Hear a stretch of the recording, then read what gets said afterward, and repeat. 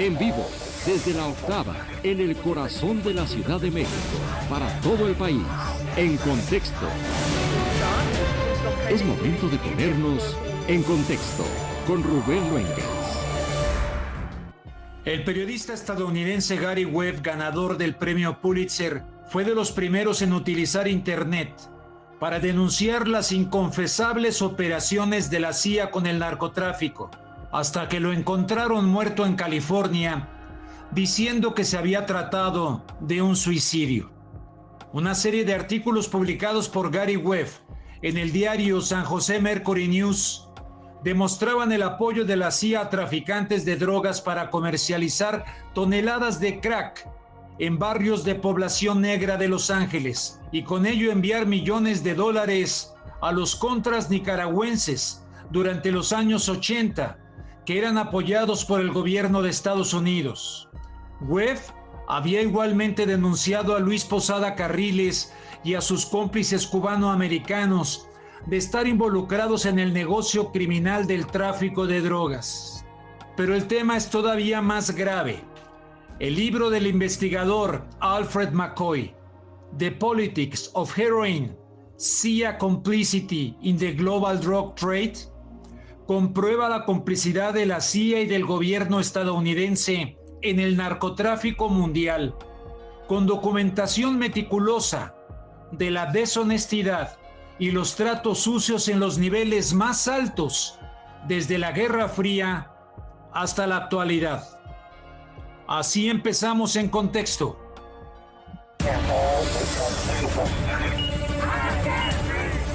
En contexto. 81.400 personas und noch keine Immunität der Bevölkerung. En contexto con Rubén Luengas. ¿Qué tal, estimados amigos? ¿Cómo están? Muy buenas noches. Bienvenidos a este espacio de la octava en contexto, transmitido como todos los sábados en este horario. Me da mucho gusto recibirles para tratar un tema verdaderamente importante, crucial, porque normalmente nos quieren presentar el lado estadounidense como los que tienen derecho a sancionar, a decir quién es el bueno, quién es el malo, pero muy pocas veces se habla acerca de la responsabilidad que tiene Estados Unidos metido de lleno en el narcotráfico. Para quienes no estén enterados de esto y se sorprendan, les podría yo decir que negar que en Estados Unidos están metidos hasta el cuello en el narcotráfico equivaldría a negar que Mickey Mouse está metido en Disneylandia. Bueno, voy a tener invitados importantes para analizar este tema, cómo se ha beneficiado Estados Unidos de la Guerra Fría, de la guerra o así llamada guerra en contra del narco. La han administrado como caballo de Troya para tener injerencia en diferentes países del mundo, no solamente de América Latina. Se los voy a preguntar y les voy a presentar a los invitados. Óscar Valderas, que investiga muchísimo acerca del crimen organizado. Óscar, me da mucho gusto tenerte aquí en el estudio, en vivo, vernos en persona. También Javier Buenrostro. Javier, bienvenido. Y a distancia, desde Oaxaca, Kurt Hagbart, quien también es una persona que ha investigado mucho acerca de este tema, de origen estadounidense, pero prácticamente pues ya nacionalizado oaxaqueño, que tiene mucho tiempo viviendo por allá en Oaxaca. Antes de entrar directamente con los invitados, a manera de abrir el apetito de información sobre este tema, voy con mi compañero Jesús Velázquez con una nota sobre esta injerencia de Estados Unidos. Aquí tuvimos la famosa guerra de Calderón, que fue un verdadero fracaso. Entonces vamos a esta introducción y regreso con los invitados. Esto es En Contexto, aquí en La Octava. La guerra contra el narcotráfico ha servido para que Estados Unidos militarice, llene sus arcas y decida la política de seguridad con el objetivo de concretar sus planes injerencistas. De acuerdo con el historiador y politólogo Javier Buenrostro, la Unión Americana ha replicado este modelo en Afganistán, en Panamá y lo ha intentado realizar en México. No hay que olvidar que la guerra contra las drogas es mucho más de la parte, digamos, de salud. y contempla otras cosas: militarización, lavado de dinero, muchísimo dinero, control de armas y por supuesto control de territorios. Una de las estrategias del Estado americano a través de la CIA fue inundar a las comunidades y barrios latinos y americanos con crack. De esta manera generaron disputas, delincuencia y enajenación, lo que logró disolver a grupos de resistencia y autodefensa como las Panteras Negras. Incluso Estados Unidos ha colaborado con la mafia y cárteles como una estrategia más de control. Entonces, sí ha sido una manera también de controlar a su propia población. En algún otro momento, por ejemplo, después de la Segunda Guerra Mundial, se unió con la mafia italiana para controlar los puertos y romper las huelgas de estibadores, sobre todo en la costa este. De alguna manera también se hizo para frenar, por ejemplo, el sindicalismo. El incipiente sindicalismo que hubo en Estados Unidos en los años 60, 70. Las ganancias obtenidas por la venta, la producción y la distribución de las drogas sintéticas como el crack han sido utilizadas para financiar la contrarrevolución y crear nuevos enemigos, así lo señala el periodista Víctor Ronquillo. Cuando se agota lo que se llamó la guerra contra el terrorismo, de inmediato aparece la guerra contra el narcotráfico, ¿no? Una guerra contra el narcotráfico que ya había sido parte del discurso del establishment norteamericano desde los años 70 en la campaña de Richard Nixon. Otro caso es el de Nicaragua, donde la CIA se alió con el cártel de Medellín y el cártel de Guadalajara. Con ello, se establecen bases en Yucatán para facilitar la distribución de cocaína a Estados Unidos. El objetivo era apoyar económicamente a los grupos rivales en Nicaragua. Así nacieron también los grupos de narcotráfico en el resto de Centroamérica. A esto se le ha denominado narcoimperialismo, el poder del complejo militar e industrial, de acuerdo con Víctor Ronquillo, aquellos que tienen el poder económico, el poder político, militar y territorial. Un nuevo imperialismo. Para la Octava, Jesús Velázquez. Gracias a Jesús Velázquez. Importante lo que decía Víctor Ronquillo de esto de Nixon, de la guerra en contra de las drogas, ya lo había planteado. Lyndon B. Johnson planteaba la guerra en contra de la pobreza. Después de eso se les olvidó por completo y se fueron a este tipo de instrumentos que evidentemente, en mi opinión, sirvieron como caballo de Troya para intervenir en diferentes países del mundo y no se diga en Latinoamérica. Bueno, ya les había presentado aquí a nuestros invitados. Óscar Valderas, periodista especializado en seguridad y crimen organizado. Y ahorita Javier Buenrostro, historiador por la UNAM con estudios de posgrado e historia y ciencia política, analista político de la Escuela de Altos Estudios de Ciencias Sociales en Francia, y ya les había presentado también a Kurt Hedbert, periodista, escritor, dramaturgo, quien nos acompaña desde Oaxaca. Voy a iniciar con los que tengo aquí en casa y ahorita voy con Kurt allá hasta Oaxaca. Óscar, ¿qué debe saber la gente respecto a esto del narcotráfico cuando tenemos años donde mucha gente todavía cree que allá en Estados Unidos no hay gente que está metida hasta el cuello en el narcotráfico? Yo recordaría cuáles fueron las promesas de la guerra contra las drogas. Adelante. Yo insisto que es una guerra contra los usuarios de drogas y no contra todos los usuarios, sino justamente contra los más pobres y los que están en barrios marginados, comunidades de minorías. Las promesas eran muy sencillas: menos drogas en la calle, menos usuarios de drogas y menos violencia. Si uno evalúa esos tres componentes, se va a dar cuenta que hoy tenemos más usuarios de drogas, mucha más diversidad de drogas, cada vez con mayor potencial adictivo, metanfetamina y fentanilo trendeando durísimo en el mundo con consecuencias devastadoras para la salud pública, y además más grupos armados con mayor poder. Desde ahí vamos a evaluar que la guerra contra los usuarios de drogas de Nixon cumple 50 años y es un fracaso. Y luego la implementación de la guerra contra el narco en México cumple ya 15 años, estamos llegando al año 16, y cualquier guerra que dure 16 años es una guerra perdida. No hay forma de ganarla. Además, no hay ninguna experiencia internacional que nos diga que vamos para allá. Y hay que ver justo el comportamiento de Estados Unidos y qué es lo que nos está mostrando sus actuaciones. Yo diría, a manera de abrir la conversación, queda muy claro que hay unidades que operaron en los sexenios anteriores, decididamente, por ejemplo, la Unidad de Investigaciones Sensibles, que ya fue cerrada, que dirigía Iván Reyes Arzate, hoy preso en Estados Unidos y colaborando en el juicio de Genaro García Luna por la colusión de instituciones mexicanas con el cártel de Sinaloa. que decididamente jugaba un papel a favor de Estados Unidos, colaborando con los grupos criminales en México, y cuando uno observa dónde estaban esas colaboraciones, uno puede inferir que había un interés de parte de Estados Unidos de introducir droga, de introducir caos en algunas zonas mexicanas donde hay recursos naturales muy, muy valiosos. Uno puede pensar en el mercado de drogas, en el mercado de armas, en el mercado de la trata de personas, que son los 3 mercados ilícitos más lucrativos en el mundo, pero ninguna de esas ganancias se compara con el tráfico y con el mercado ilegal de los recursos naturales, del litio, de minerales, del agua. Ahí están las grandes ganancias y creo que por ahí tenemos que centrarnos. ¿Cuál ha sido el papel de Estados Unidos en el combate contra las drogas, supuestamente desde una perspectiva de seguridad binacional, que en realidad termina por afectar territorios y por irrumpir en comunidades que defienden los recursos naturales? Es muy importante lo que estás diciendo, me parece clave, fue lo que ocurrió también en Colombia y que luego se quiso hacer aquí en México con la famosa Mérida, ¿cómo se llama? La iniciativa Mérida, hoy ya convertida en entendimiento bicentenario, que todavía no queda claro cuál es una y cuál es otra, ¿no? ¿Cuál es una y cuál es otra? ¿Cuál es el entendimiento?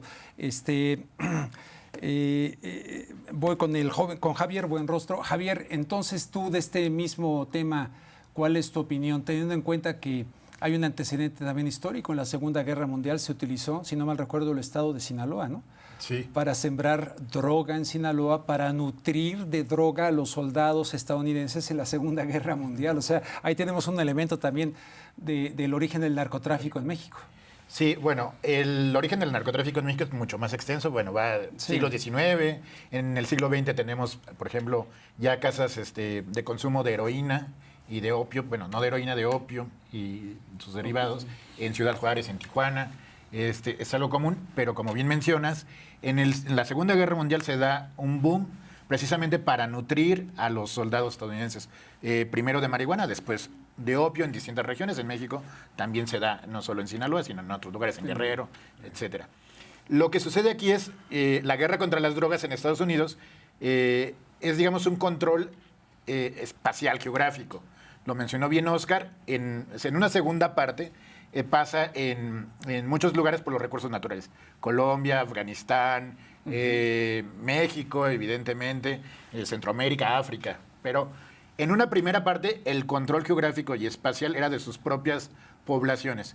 La comunidad negra, es decir, después del fin de la Segunda Guerra Mundial, la Guerra Fría, el fracaso que están viviendo en Vietnam, el boom de los derechos civiles en Estados Unidos, el asesinato de Martin Luther King, el asesinato de Malcolm X, justo en ese contexto, poco después, y hay esa efervescencia, por ejemplo, de la comunidad afroamericana y de los derechos civiles, viene Nixon un poco a apagar esto en el 71 y a decir controlar los espacios, los territorios. Como mencionó Oscar, los más dañados siempre es una guerra contra los usuarios, pero los más pobres, ¿no? Es, por ejemplo, en las distintas legislaciones que hay en Estados Unidos, no es lo mismo en Los Ángeles o en Nueva York, que, por ejemplo, en Luisiana, que era un estado donde había muchos afroamericanos y donde todavía, hasta el día de hoy, te pueden encarcelar por traer un cigarrillo de marihuana o 2 cigarrillos de marihuana y te pueden dar de 5 años de cárcel o a 10 años de cárcel si eres reincidente. Entonces, es increíble que hoy, en siglo XXI, alguien por traer 2 cigarrillos de marihuana le den 10 años de cárcel, cuando vemos, por ejemplo, que en el lavado de dinero o en otras cosas dan una fianza, salen y terminan gastándose su dinero en las Bahamas o en cualquier otro lugar. Entonces, digamos, yo separaría esa guerra contra las drogas en 2 partes. La primera, la local, que la libró Estados Unidos, digamos, contra la propia población afroamericana, y luego la internacionalización, que es un poco controlar los recursos y territorios a nivel internacional. Y en este contexto, antes de ir con Kurt, el uso de ciertas drogas en el contexto de la guerra de Vietnam en Estados Unidos, donde había gente que le entraban, pero muy politizados y en contra de la guerra. Y luego viene en ese mismo contexto el asesinato de John Lennon en Nueva York, que a mí nadie me quita la idea, después de haber visto un documental sobre ese asesinato, que evidentemente el gobierno de Nixon tuvo muchísimo que ver, lo tenían. Entonces era rock, música, la paz, en fin, pero un cierto consumo de droga que ya no es el de ahora, como estamos diciendo con estas nuevas drogas pues donde los jóvenes, muchos están perdiendo el destino de sus vidas. Sí, 100,000 muertes en Estados Unidos únicamente el último año con fentanilo. Estamos viendo drogas cada vez más potentes, que además sí parecen tener como objetivo arrasar comunidades enteras. Cuando digo arrasar es que de verdad en Estados Unidos, sobre todo en esta parte que llaman el cinturón bíblico, hay pueblos fantasma, como en México, de desplazados forzados, pero allá de gente que ya no existe porque las drogas han acabado con la comunidad. Sí, y en ese añadido con la música y con la población afroamericana es el jazz, por ejemplo. Jazz. Los cantantes y los músicos de jazz, ¿no? Duke Ellington, Billie Holiday, etcétera, que eran perseguidos ya en los 30s, en los 40s, y que tenían muchas canciones sobre la marihuana, ¿no? Que incluso, por ejemplo, le cambiaron el nombre en los periódicos a marihuana para que sonara más latino. Entonces era satanizar, por un lado, a los músicos y a la libertad y afroamericana, y luego a lo latino. Entonces se le empezaron a poner etiquetas, entonces esto viene y está muy ligado a, primero, por ejemplo, el jazz, y hoy en nuestros días también, por ejemplo, al hip hop. Entonces también las expresiones culturales afroamericanas, una manera de frenarlas es también decir, por aquí no van, las drogas no van, y es un poco atacar a su propia población. Sí, hay que recomendar el libro de Astorga, ¿no? El ciclo de las drogas en ese contexto. Kurt, tu visión nos parece pues muy importante, siendo además estadounidense. ¿Qué nos comentas sobre lo que estamos abordando esta noche aquí en Contexto? Quisiera retomar el asunto del gobierno de Nixon, donde realmente empieza con mucha fuerza esta idea de criminalizar a poblaciones a través de la guerra contra las drogas. Y es muy interesante que años después de su gobierno, ¿no?, entrevistaron a uno de sus ex consejeros, John Ehrlichman, ¿no?, quien soltó la sopa. Él dijo muy claramente, la guerra contra las drogas no tenía nada contra las drogas en sí. Nuestros dos grandes grupos de enemigos en el gobierno de Nixon eran los manifestantes ante la guerra, ¿no?, y la comunidad afroamericana, como bien han comentado, que sí estaban ya luchando muy fuertemente por sus derechos, ¿no?, civiles. Entonces, la idea era muy clara, era vincular a la izquierda antiguerra, anti-Vietnam, incluso los hippies, con la marihuana, ¿no? Claro. Y vincular a la comunidad afroamericana con la heroína, ¿no? Y posteriormente en el gobierno de Reagan con el crack.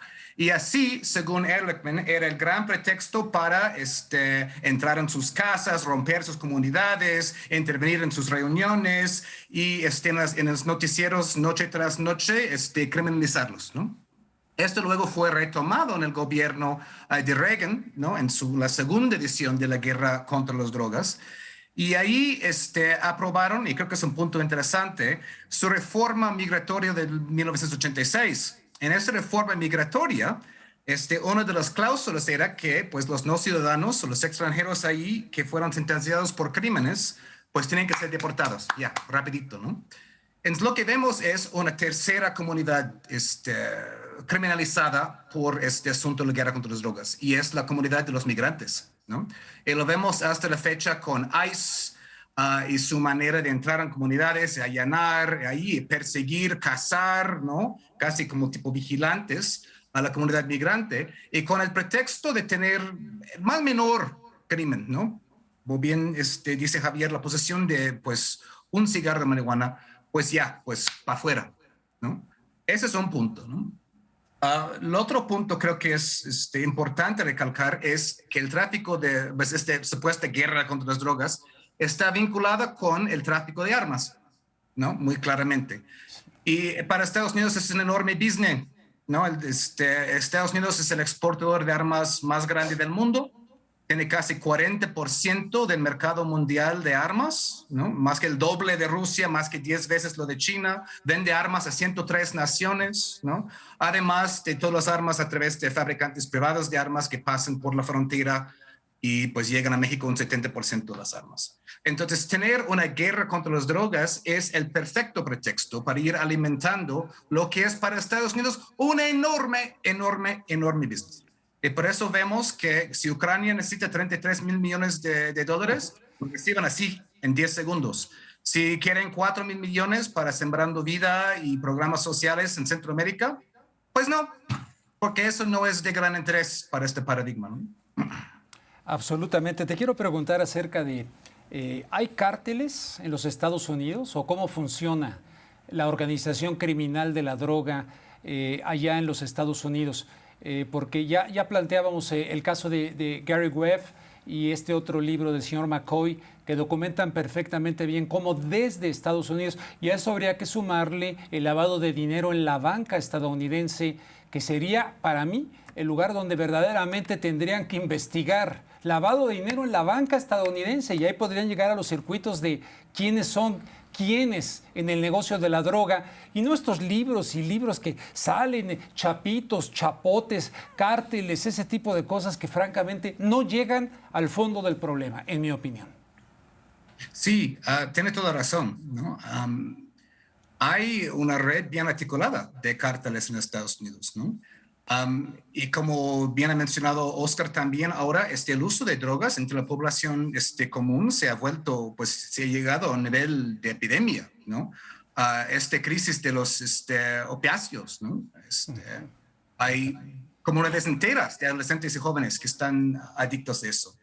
Es decir, y eso es algo que todos sabemos, el uso fuerte es en Estados Unidos, ¿no? Pero la idea de la guerra contra las drogas es transferir las consecuencias del conflicto al sur global, ¿no?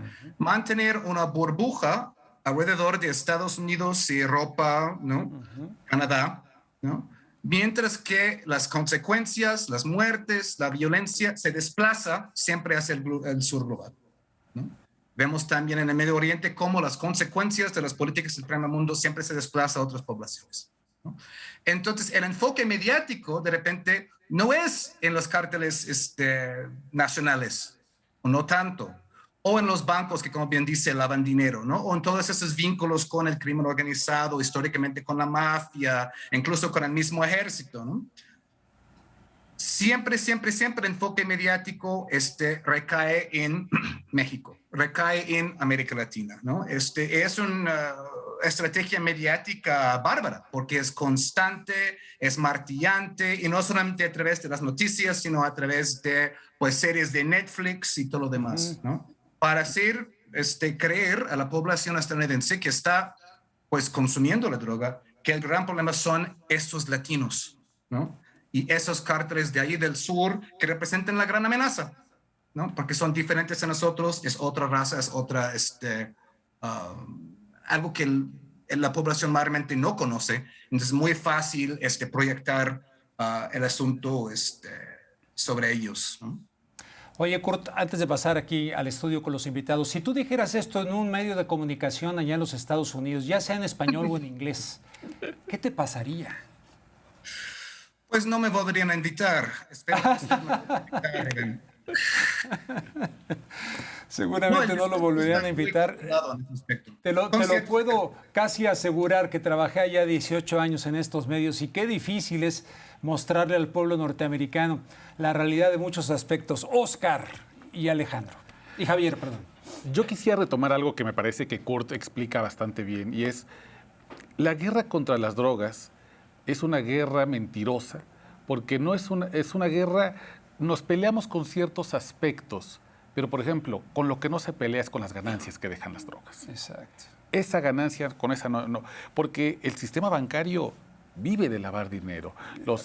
Hay industrias completas como la de la construcción que vive de lavar, de blanquear ese dinero en hoteles de lujo, en casinos, en resorts, y que requieren de esos miles de millones de dólares sucios. Y además, lo más terrible es que los grandes presupuestos de seguridad convierten a los países no en naciones, sino en clientes de los grandes intereses creados en Estados Unidos. Kurt hablaba del tema de las armas. Yo recuerdo, por ejemplo, que esta armera Colt, que está denunciada por el gobierno mexicano por haber brincado y por no tener los controles suficientes para poder impedir que las armas lleguen hasta los grupos criminales en México, tiene un arma que se llama la Jefe de Jefes. Y la Jefe de Jefes es un calibre 38 que tiene rubí, tiene oro, wow, está bañada completamente, es casi una obra de arte preciosamente hecha, con muchos diseños mexicanos, con un símbolos aztecas y le ponen el jefe de jefes así grabado, preciosa. Vale $4,000 aproximadamente. Ya después, si la quieres seguir enchulando, pues hay muchas opciones. Yo pensé que hasta más podría valer. $4,000 me parece barata con todo lo que es que tiene. Claro, porque está dirigida, y queda muy claro, a los mandos medios de los cárteles. No está pensado en los Chapos o en el Mayo Zambada, está pensando en un jefecito de plaza de un pueblo pequeño en Veracruz, en Michoacán, en Tamaulipas, que pueda tenerla. Es decir, es relativamente costeable para los grupos criminales. Y esa lógica la tienen muchas armeras. Tienen los nombres de Emiliano Zapata y este modelo ahora se llama el Rey de Reyes y ahora se llama el Señor de los no sé qué. Queda muy claro que para muchos intereses creados, como el de las empresas que se dedican a crear armas, hay una conveniencia de que la guerra del narco siga en México, porque de esa manera siguen asegurando a los clientes que les pueden tener el flujo de dinero. Distorsionando toda una identidad cultural. Claro. Emiliano Zapata, decías, ¿no? Sí, completamente. Vaya que tomaba coñac nada más, tengo entendido que no le metía otras cosas, ¿no? Pero hay toda una idea de que el negocio es que en México continúe la guerra contra las drogas. De ese modo podemos continuar lavando dinero, podemos continuar creando hoteles, podemos seguir vendiendo estas armas a los grupos pequeños y podemos seguir financiando la guerra, por ejemplo, en la frontera de Michoacán y Jalisco, entre el cártel Jalisco Nueva Generación y Cárteles Unidos. Es una gran noticia para Estados Unidos en cuanto a la exportación de limones y aguacates. Hay intereses creados muy fuertes que son económicos. Por eso, insisto, la guerra contra el narco no nos gusta, pero lo que sí nos gusta son las ganancias. Javier. Sí, yo añadiría, por ejemplo, a todo eso, que no perdamos, por ejemplo, en la narrativa de la guerra contra las drogas parece ser una guerra de buenos contra malos, ¿no? O que es muy fácil identificar al malo, es muy fácil identificar al jefe de plaza y una vez que lo capturemos va a ir en descenso el consumo o el tráfico de drogas. Eso no es así. Hay que analizar todas las narrativas paralelas. Por ejemplo, ya hemos hablado, por ejemplo, de la historia afroamericana para entender, por ejemplo, el contexto de la guerra contra las drogas. Hemos hablado también del asunto de los recursos naturales en distintas partes del mundo para entender la cuestión de la guerra contra las drogas.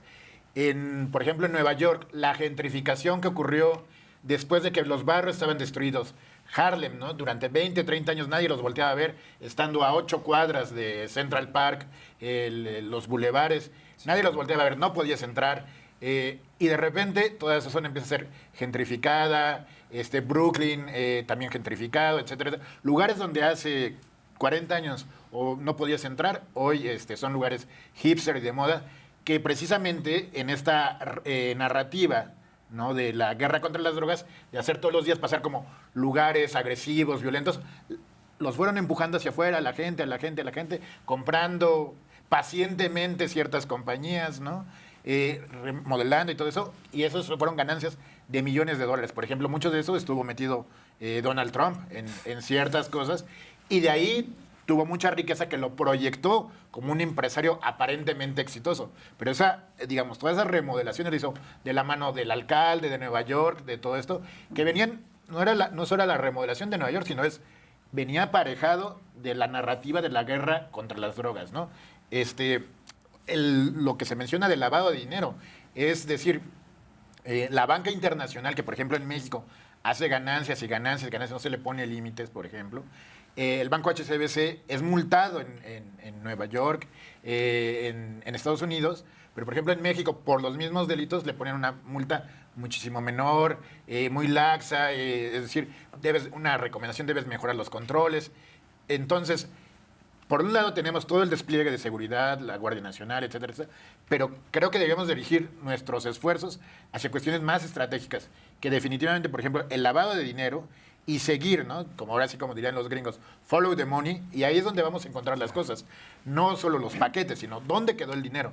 Porque el dinero no queda tampoco en un tambo escondido en Medellín o en Tijuana. Queda precisamente en compañías internacionales, ya sea de construcción, de armamento, etcétera, etcétera. Entonces, es algo que está muy relacionado con otro tipo de cosas. Da enorme gusto tener a estos tres invitados, todos lúcidos, con gran inteligencia, y no en esta línea de que los chapitos, los chapotes, y hay una hilera de gente que está ahí dispuesta a suplir a los que, ¿verdad? Bueno, si me permiten, vamos a hacer una pausa, estimados amigos. En verdad lo digo con sinceridad. Muy brillante lo que están escuchando esta noche. Me siento honrado de tenerlos aquí en el estudio. Hago una pausa y regreso con más acerca de este tema en contexto, aquí en La Octava. Regresamos en contexto. Ahora La Octava es 100% digital. No te pierdas la nueva programación del canal de La Octava en YouTube. Conoce todos los detalles de la información del día en los noticieros de Luisa Cantú y Jesús Escobar. Empápate de los sucesos que mueven al mundo a través de Debatiendo con Carlos Castellanos, En Contexto con Rubén Luengas y El Octágono con Hernán Gómez. Sal al encuentro de grandes personajes a través de El Lado B con Edgar Estrada. La historia y el pulso ciudadano de México en El Conversatorio con Daniel Rosas, El Día Que y Crónica Urbana con el equipo de reporteros de La Octava. Y Revelaciones. Todo esto y más aquí, en el canal de La Octava en YouTube. Ahora La Octava Noticias es 100% digital. Presentamos El Conversatorio con Daniel Rosas. Estos actorcillos que ahí andan ahora preocupados por el Tren Maya. Un espacio donde tú eres parte fundamental. Pregunta lo que quieres saber directamente a nuestros invitados. ¿Y el tema de los bombos? Pues expropiamos el terreno. Encarcelamos a un clan. Todos los jueves a las 9 p.m. a través de nuestro sitio web y canal de YouTube. La Octava. Periodismo de verdad. Ahora La Octava Noticias es 100% digital. Entrevistas con enfoque personal, divertido y muy humano. Entérate de los gustos, qué piensan y sueñan los políticos y funcionarios más allá de su compromiso con la nación. Pero me encanta ir a la vieja. Todo el día es latino. Willy Colón, Blades. El Lado B con Edgar Estrada. Todos los miércoles a las 8 p.m. a través de nuestro sitio web y canal de YouTube. La Octava. Periodismo de verdad. Continuamos en contexto. Bien, aquí de regreso, estimados amigos, tratando un tema fundamental y tratando un tema en el que yo no sé si ustedes, ahorita les pregunto a mis invitados, ¿han visto a gente destruida por las drogas? Allá en California hay un lugar que se llama Tarzana. Hay un lugar que se llama Tarzana y allá hay un centro de rehabilitación de personas en la cosa de las drogas. Híjole, yo he visto jóvenes destruidos y que empezaron con marihuanita, de esos que luego grababan así en este espectáculo noticioso porque les encanta, ¿eh? Si han estado en una redacción en Estados Unidos cuando hay una persecución, uy, aquello parece un orgasmo informativo, todo mundo brinca y mandan helicópteros y todo. Bueno, muchos de esos son gente drogada, que por cierto son personas que están, ahora las pueden ver por todos lados en Estados Unidos. Yo soy de las personas que firmemente les digo a los papás, ojo, cuidado con la marihuanita y no sé qué, porque hay muchos chavos que no están capacitados para administrar y llevar eso de manera tal que no los vaya comiendo o llevando otras drogas y destruya sus vidas. Pero regreso con ustedes sobre este tema, sobre el consumo, la parte médica, la parte de... Yo he visto gente destruida, hice varios reportajes allá por las drogas. Pero luego, ¿cómo situar a México en este cambio de la iniciativa Mérida que se la impusieron a Felipe Calderón? Fue una imposición a Felipe Calderón. Él aceptó, era presidente electo todavía. Y pasar ahora esto del nuevo entendimiento. Pero si me permiten, hablé con ustedes lo último, déjenme ir con Kurt, allá hasta Oaxaca. ¿Cómo ves esto del nuevo entendimiento bicentenario? ¿Hay un cambio real en la estrategia? Es la gran pregunta y no tenemos los detalles suficientes todavía como para afirmarlo de una manera u otra. Creo que es preocupante la posibilidad de que se vuelva a replicar el mismo modelo, ¿no?, que hemos visto a lo largo de los años en varias iniciativas. Tuvimos la iniciativa Mérida, ¿no? En Centroamérica hubo la Alianza para la Prosperidad, ¿no? La Iniciativa Regional de Seguridad de América Central, varios, ¿no? Y casi siempre se regresa a lo mismo, ¿no? Que gran parte del financiamiento de Estados Unidos va a los cuerpos de seguridad, va a la policía, ¿no? Va para supuestamente capacitación y equipo para grupos policíacos, que termina aumentando la violencia y agravando el problema, ¿no? Hemos visto lo mismo dentro de Estados Unidos, donde ahora hay programas donde el equipo, el armamento militar no usado para el ejército, ahora lo van pasando a los cuerpos policíacos, la policía estatal y local. Y ahora tenemos situaciones donde la gente sale a pelear por sus derechos civiles, como después de la matanza de George Floyd el año pasado, y enfrentan un ejército, ¿no? Enfrentan un ejército con tanquetas, con armas de alto calibre, y todo lo demás, ¿no? Esa es una situación de los últimos 20 años, desde 11 de septiembre. Es decir, la militarización que siempre han infligido al resto del mundo, ahora se vuelve hacia adentro. Se vuelve hacia adentro. Y finalmente, los estadounidenses se están dando cuenta de lo que en su nombre sus Fuerzas Armadas han infligido en el resto del mundo. Quisiera hacer otro punto. Hay un efecto geopolítico en todo eso, ¿no? Vimos, por ejemplo, Honduras, ¿no? Estados Unidos apoya indirectamente el golpe de Estado contra Manuel Zelaya, ¿no? 2009, ¿no? Y luego, a través de esos programas tipo Alianza para la Prosperidad, otra vez, indirectamente, estuvieron apoyando a que Juan Orlando permaneciera en el poder, porque ¿a dónde iba el dinero?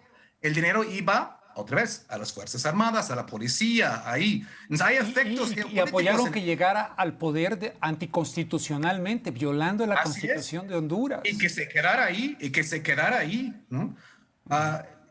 Ese es el punto, ¿no?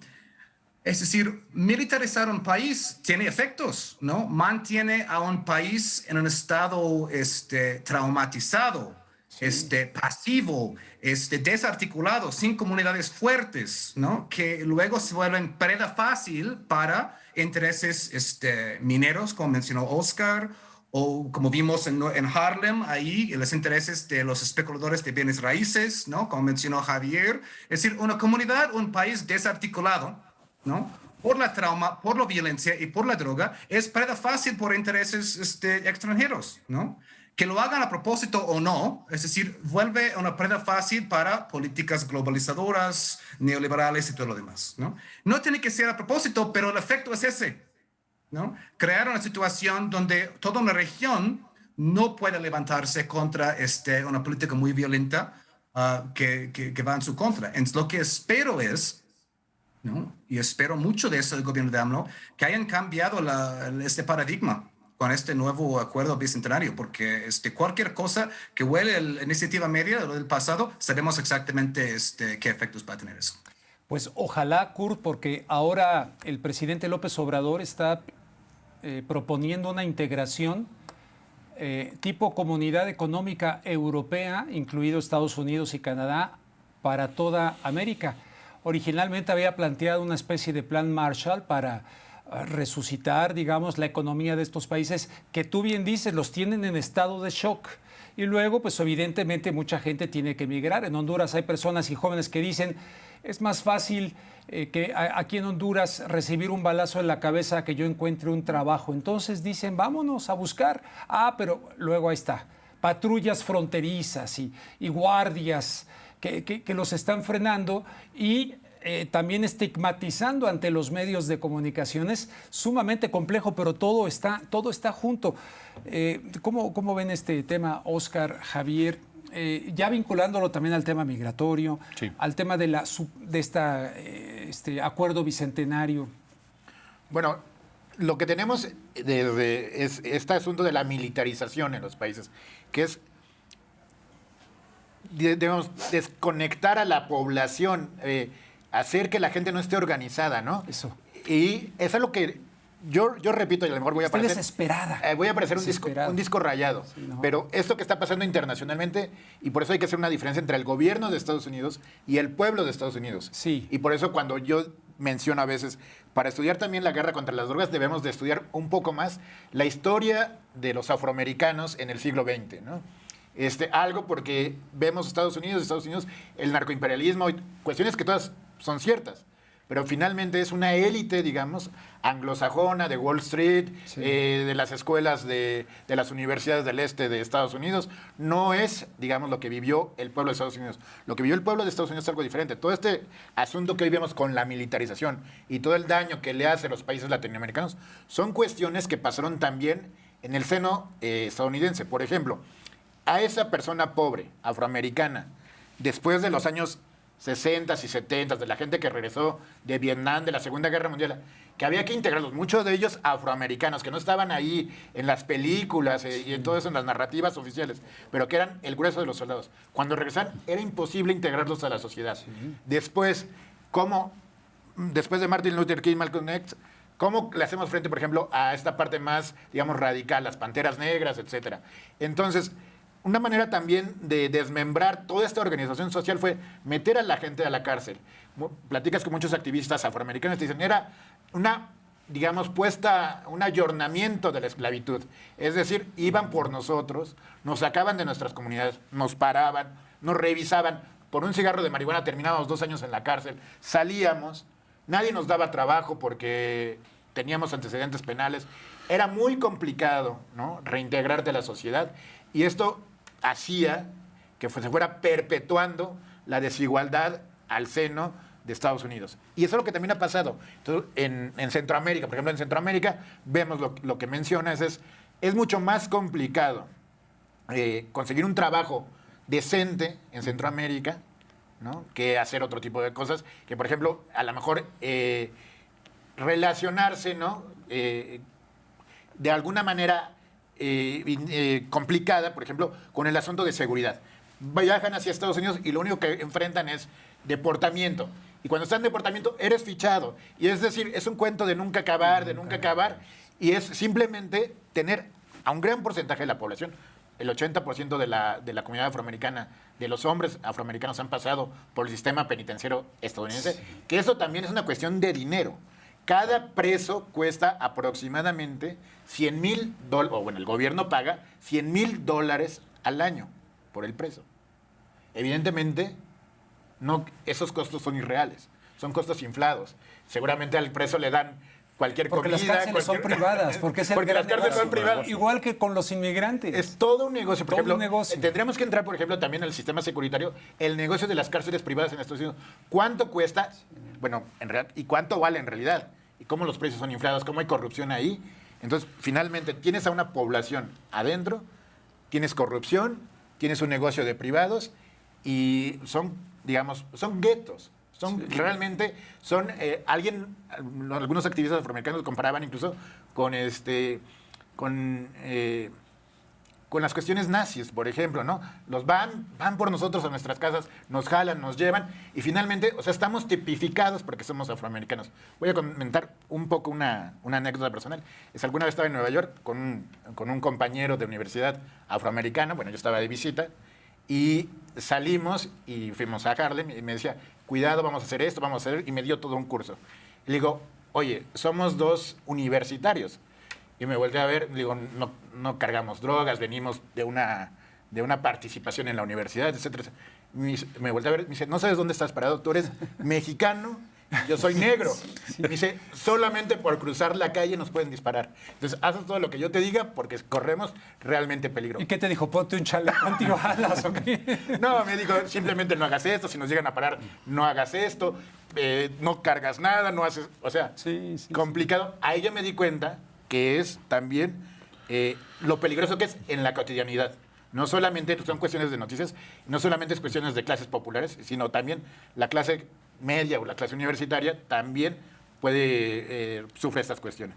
Y qué bueno que distingues entre gobierno y pueblo norteamericano, y ahí recomendarle a la audiencia el gran libro de Howard Zinn, A People's History of the United States, que se tradujo como La otra historia de los Estados Unidos, porque es muy importante que la gente conozca la lucha del pueblo norteamericano consciente, ese pulmón sano.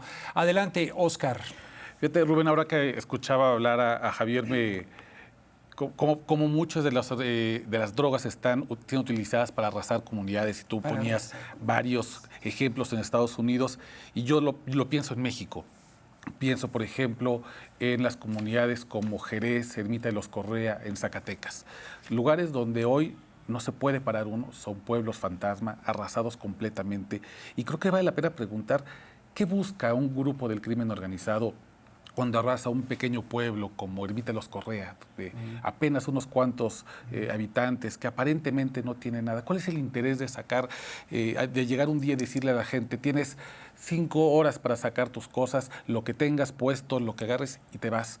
Yo creo, Rubén, Javier, Kurt, que cuando esta pesadilla de la guerra termine, que espero que sea pronto, y regresemos a esas comunidades arrasadas, no me va a sorprender encontrar que ahí una minera extranjera hizo un negociazo, que ahí la presa fue saqueada, que ese bosque que aparentemente no le importaba a nadie, de repente ya apareció arrasado y talado y completamente devastado, y que esa madera, palo de rosa, por ejemplo, que es muy valioso en Asia, ya esté en los tableros de los vehículos de lujo de los millonarios asiáticos. Yo creo que va a ser cuando lleguemos a ese punto en el que podamos volver a esas comunidades, vamos a encontrar que este desplazamiento forzado sirvió como las drogas en Estados Unidos. Así sirvieron los grupos criminales. Y estos grupos criminales, no hay que olvidarlo, el 70% de sus armas vienen de Estados Unidos. Ahí hay un gran interés para muchos grupos internacionales, para grupos empresariales extranjeros, en seguir dotando de armas, en seguir financiando, y la conveniencia de que exista una guerra contra las drogas, porque permite a través de la violencia, a través del desplazamiento forzado, de la trata de personas, del feminicidio, de muchas cuestiones que hoy lamentablemente estamos viviendo, poder entrar a esas comunidades donde hay recursos naturales, y de lo cual lamentablemente nos vamos a enterar seguramente cuando esos recursos hayan sido saqueados y estén ya en otro lugar. Pues nos vamos acercando al final. ¿Cuánto me queda, mi querido Ricardo? Para más o menos 5 minutitos me queda. Quisiera hacerle una pregunta a los tres rápidamente. En el contexto de lo que estamos hablando, ¿qué opinión les merece el caso del general Cienfuegos? A mí siempre se lo pregunté al procurador, pero yo por todo lo que he leído, estudiado, viviendo allá, viviendo acá, las cosas no funcionan así, Kurt, como que de repente ahí les va de regreso, teniendo en cuenta que el fiscal en ese momento... ¿Cómo se llama? El fiscal en ese momento, se me fue el nombre. Bueno, el fiscal de los Estados Unidos en ese momento era el mismo fiscal de Bush que exoneró a Caspar Weinberg, Oliver North, a todos aquellos tipos vinculados al escándalo de Irán-Contras. Señor, este fiscal, hombre, que era de Trump. ¿Qué opinión te merece eso? Yo siempre me he quedado con esa, y ustedes que son expertos pueden ilustrar, y luego voy a sus conclusiones. Es muy interesante que los documentos que hicieron público acerca del caso Cienfuegos, no había nada ahí. No había nada ahí, ¿no? Es decir, había varios mensajes. Yo leí el archivo. Había mensajes de texto intentando vincular ahí un traficante con él, pero no había nada vinculante ahí, ¿no? Nada vinculante. No, es decir, si tienen otra cosa que no quieren hacer público, no sé. Pero ya me acordé del fiscal William Barr. Sí, era William Barr, ¿no? Sí. Perdón. Muchas veces yo creo que a través de esta propaganda de las series y las películas pensamos que el sistema judicial de Estados Unidos es tan perfecto, ¿no? Y que jamás pueden fabricar casos como hacen otros países. No sé, pero lo que tenían en este famoso PDF que entregaron era muy débil. Ese yo también lo leí, francamente sí era muy débil, pero no sé. Bueno, Kurt, tu conclusión desde Oaxaca. Pues yo creo que 2 puntos muy rápidos, porque sé que estamos ahí sobre el tiempo, ¿no? Uno es que yo creo que tenemos que ver lo que va a pasar, porque las élites en Estados Unidos han intentado hacer que el asunto de las drogas siempre se quede fuera de ellos, ¿no? En los guetos, ¿no? O en los barrios marginales o en el sur global. Ahora lo que estamos viendo es que los efectos de esta guerra que ha corroído la sociedad durante ya bien 40 años está saliendo de su burbuja, ¿no? Y está llegando a los barrios clase medieros y de repente, oh, mi hijo blanco y clase mediero está adicto también a opiáceos y varias cosas, ¿no? A ver qué va a hacer ahora que ya no pueden controlar los efectos de eso, ¿no?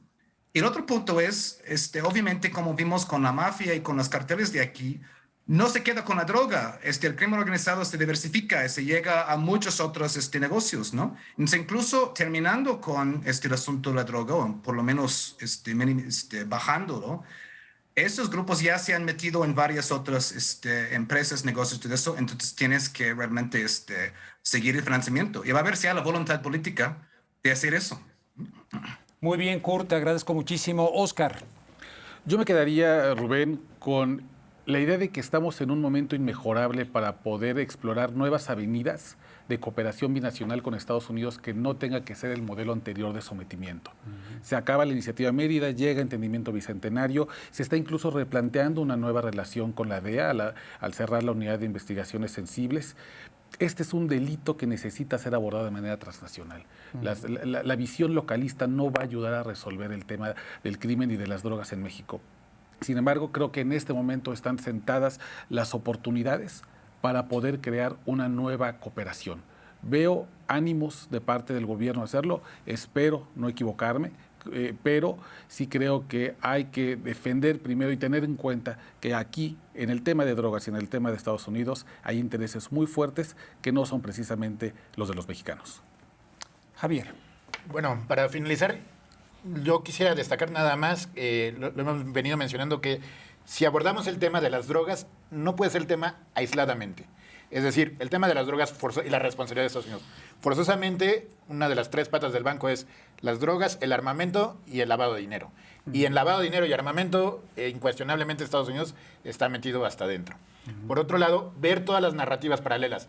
Mencionamos la historia de Estados Unidos, afroamericana, los recursos naturales, etcétera. O sea, hay demasiadas puntos adyacentes a solo el tema de las drogas para quedarnos con los jefes de los carteles. Y, por ejemplo, en este sentido también, lo que mencionaba Oscar es seguir pensando el enfoque prohibicionista, punitivo, securitario, es lo que nos lleva a la militarización, nos lleva al final del día a la erosión del tejido social. Entonces tenemos que pensar, sé que no es sencillo, hay temas de salud pública, hay temas de organización, etcétera, pero hay que pensar nuevos esquemas, porque el tema punitivo y securitario ha erosionado a la sociedad estadounidense, pero también ha erosionado a todos los pueblos y los países del sur global.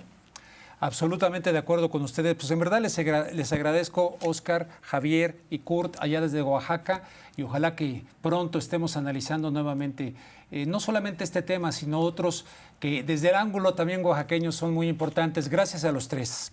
Gracias. Y a ustedes, amigos, pues fíjense, en relación a lo que tratamos hoy, yo no suelo citar mucho a Milton Friedman, pero me parece aquí muy importante lo que dice el señor Milton Friedman, y esta es la frase con la cual vamos a despedir esta noche en Contexto. Si se mira la guerra contra las drogas desde un punto de vista económico, el papel del gobierno es proteger al cártel de la droga. Así o más claro, con el señor Milton Friedman. Estimados amigos, les espero el próximo sábado, si ustedes así lo desean, a las 8:30 de la noche, en Contexto, en este espacio de La Octava.